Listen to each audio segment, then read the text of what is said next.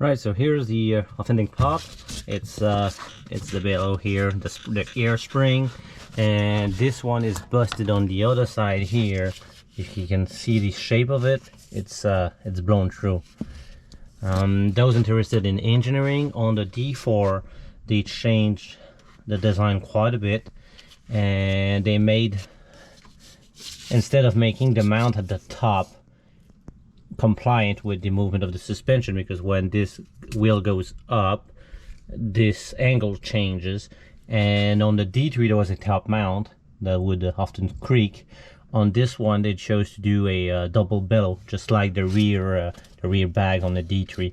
So it's got an inside and outside, and this whole bag is going to be able to pivot like this with a solid mount on top, steel on aluminum, which I'm not in favor of.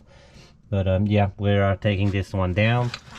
I'll try with these bolts here, but first these two.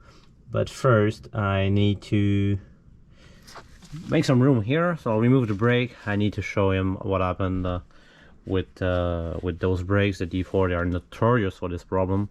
So the parts are always available at Audi, but the slider pin in there always stuck, and it's not just cleaning them up. The aluminum corrodes. It's not the same grade aluminum as on the D3. It corrodes and it makes the hole too small, and then the caliper ceases to move, and it causes havoc on the disc brake, which are extremely expensive.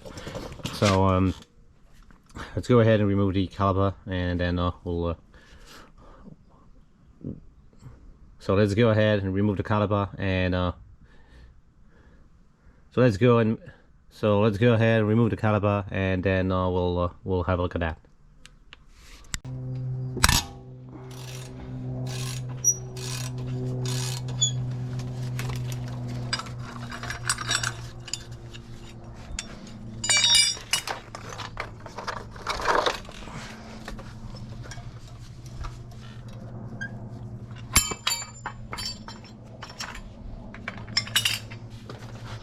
Plenty of pads here, like it's brand new.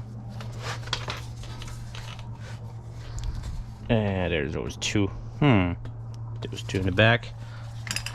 Don't think you'll be able to see those. So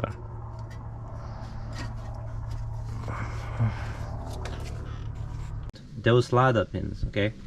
Whenever you see a difference in thickness in pads, you know you have a problem with those sliders. And those sliders are particular in a way that the caliper is aluminum, and it swells and it tightens up the tolerances. So you have to replace those. They're made of rubber. One is only rubber, the other is rubber and plastic. And you have to take those out and sand the hole and make it fit nicely. And then you put back new ones in. The first time you do it, you're gonna break one, that's for sure, until you find out exactly how much you need to remove material to make them soft again. Because otherwise what it happens is, despite having very good pads here, you'll see, and behind here the disc is completely shot, and they're gonna wear unevenly. So that's what happened. It's like it's overheats the disc because it keeps grinding on it, and the disc starts flaking off. All right, I removed the disc. It's possible because it's worn, so it's able to go through this bracket. Otherwise, I sometimes have to remove this bracket here when they're new. And I put some lubricant on the bolts here, as well as the one for the stab bar link right there. Then from underneath the car, I've got this electrical connection for the dampers, and then the air for the air spring, obviously. And then I gotta go on top and remove the bolt that holds the strut assembly, and then it'll come out. There you go, stab bar out, and yes, please be advised that you have to hold it with a pry bar, because otherwise it goes swings. It's not too bad, it's just the air in the damper. The damper still pushes down even though the bag is not. So whenever you remove this, it goes down like that, and you're gonna have to use a jack to push it back up, because the sway bars on these are pretty stiff, so one ends to the next. It's better if you put a car on a lift. Both wheels are going to be the same height. If you're doing like this on the floor, then yeah, should just be mindful of that. Then I got that one, and it leaves me more room now that it's lower, so I can get on it.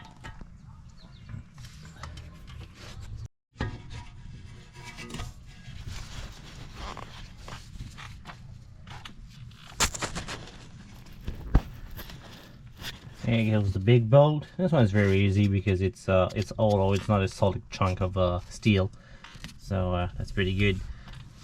Now I'm gonna put the caliper back here because I want it out of the way.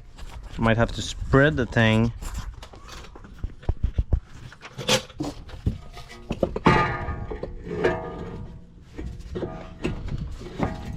If I want, I can go with a air chisel and open that guy up.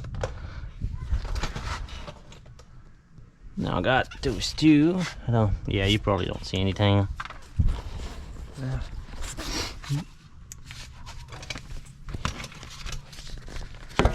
Connector. Now push on it. Oh, that one. Yeah, that one is full of crap.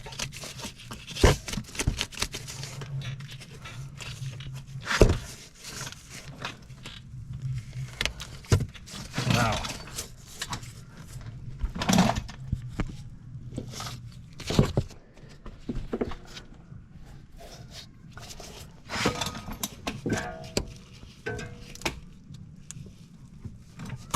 There you go.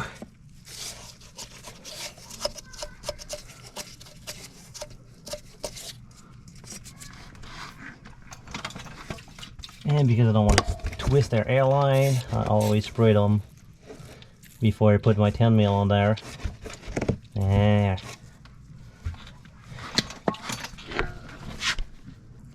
Because it's all in the bellow here. See? That thing's dead. They make them very, very soft for being more compliant and offering a better ride. It also makes them a little bit fragile, even though this is the original bag of the car. The car is 11 years old, a little bit more than 11. So, I mean, it's not too bad. Replacing core spring on a Volkswagen product, you probably replaced them before that, so there you go. Now everything is hooked up. No, it's not unhooked. Not everything is unhooked because I need to pull cable here. You don't want to break this.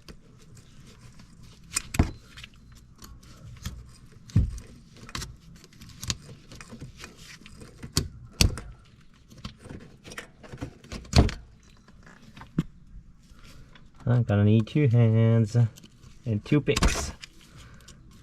Toothpicks. Alright, never mind. There, it's out. It's nice now. Alright, so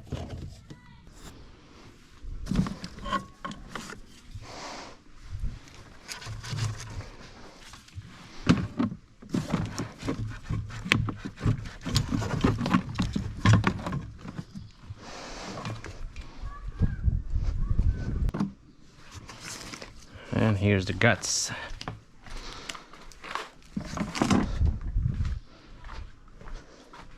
Now I got this big brace here because it's hiding one of the bolts, as you can see here. I hope you can see here. Those 4 bolts here. That's what we're after. So this brace needs to come. Oh, look at this. Someone is a good mechanic. Someone did not screw that back in. Wow, we just discovered. You've seen it live. Yeah, someone did not screw that back in. And yes, they put the computer right here, so go figure. But yeah, anyway, someone did not build that, so that's one thing I'm gonna have to let them know about. Oh, and here's, oh, I think I found it. I found a missing cap.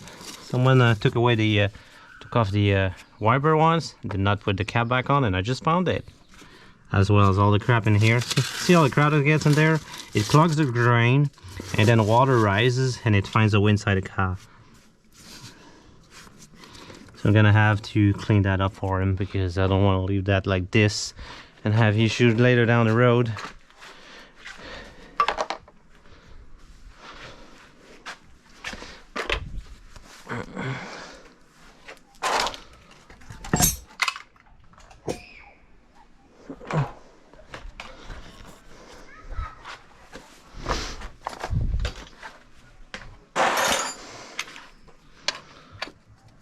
Yeah.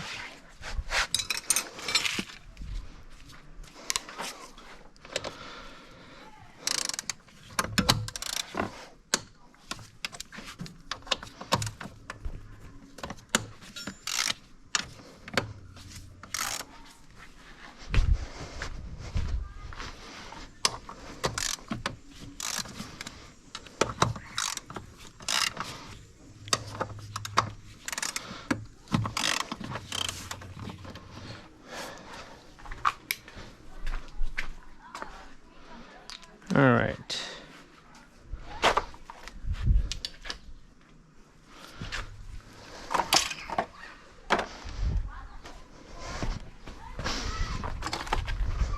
I have to start cleaning up my mess.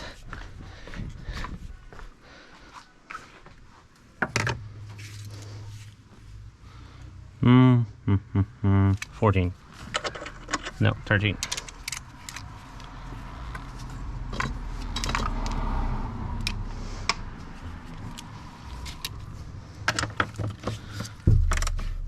Yeah, that's one's not. Yeah. It's not screwed in anyways. Yeah, they did not screw them those back in. So the last guy that wasn't here did not screw that back in, and you know what can cause is this can rattle against the firewall when you're not dealing with the Corolla here. Everything is important.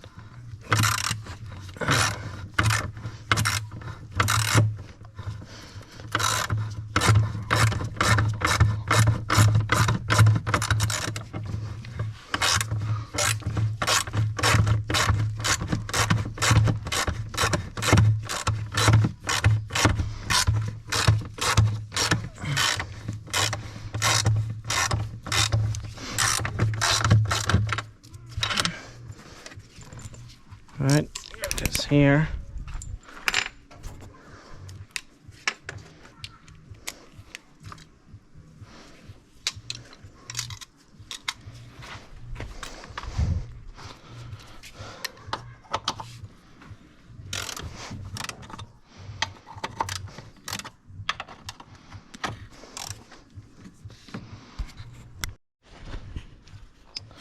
Okay, now these they pull out.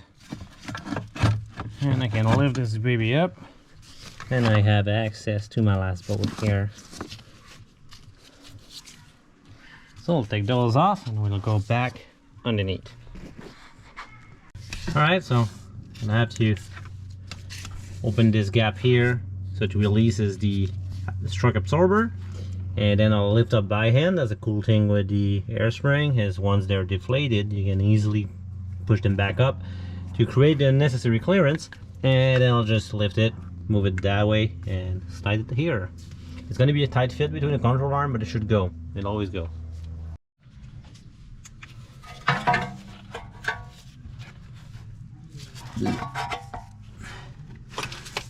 So up to the side. Pro tip: you can remove the bolt underneath to remove the fork. Gives you a bit more wiggle room, and then we can pull this puppy out.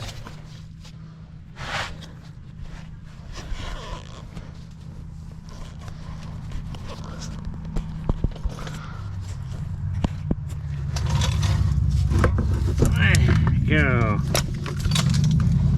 And we have our strut absorber.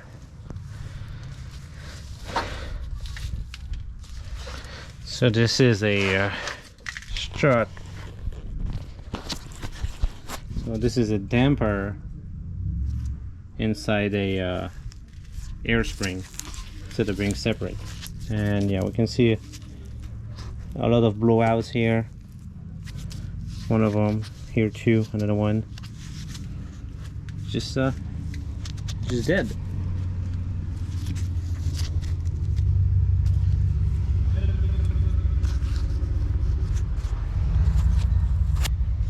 So now part 2, disassembling this and assembling the damper inside the new air spring.